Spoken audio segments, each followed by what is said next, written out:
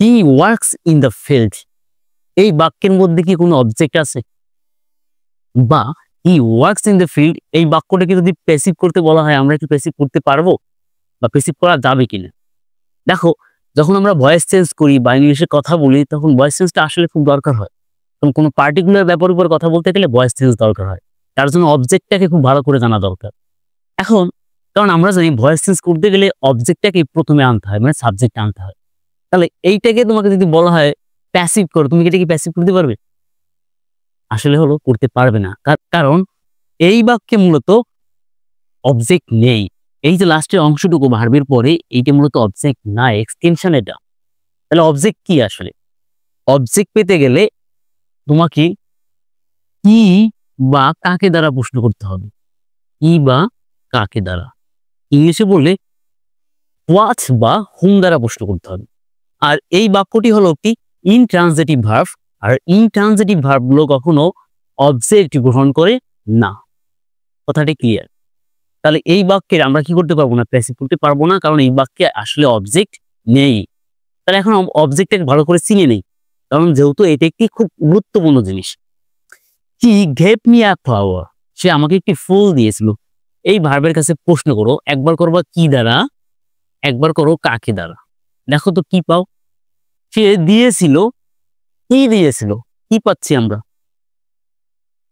Flower, সে একটি ফুল দিয়েছিল। তাহলে কি দ্বারা প্রশ্ন করলে এই যে যেটা পাইলে এটা একটি অবজেক্ট। আবার কাকে দ্বারা প্রশ্ন করো, সে দিয়েছিল, কাকে দিয়েছিল, পাচ্ছি কি আমাকে দিয়েছিল, তাহলে আমাকেও একটি অবজেক্ট। এখন আমার প্রশ্ন, একাধিক অবজেক্ট, আবার একাধিক অবজেক্ট আবার নাম ভিন্ন নাকি? হ্যাঁ, এদের নামও ভিন্ন।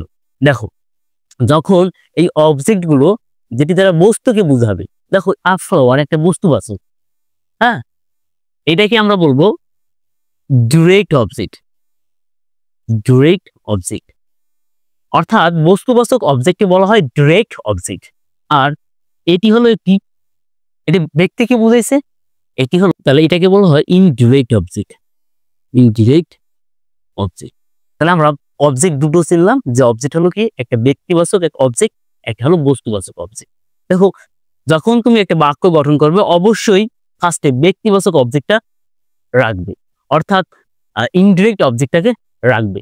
হ্যাঁ, তবে তুমি যদি এই বস্তুবাচক অবজেক্টটাকে আগে নিয়ে আসো, সেক্ষেত্রে তোমার বাক্যটা হবে এমন, হি গেভ আ ফ্লাওয়ার।